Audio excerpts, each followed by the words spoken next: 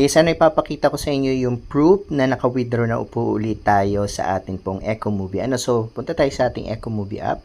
Ayan po, papakita ko po sa inyo yung pinaka-last payment po natin.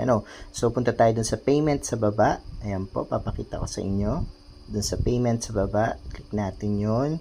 Then, makikita nyo guys dito, ang sabi dito, your withdrawal request is being processed. Please wait until this process is complete to make another request. So, i-swipe natin dito. Makikita nyo po dito yung ating pong, ayan po, naka-process pa po siya. And of course, ito po yung ngayon natin, naka-process po, 1,299 at ito po yung na-paid na po sa atin na 2,600 po.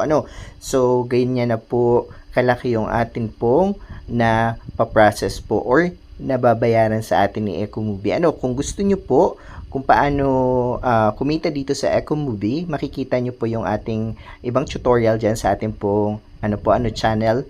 And of course, kung gusto nyo po mag-create ng account, makikita nyo po yung link sa atin pong, ayan po, description box po. Makikita nyo po dun yung kung paano po makikita nyo po dun yung code natin and of course yung link. Maraming salamat po.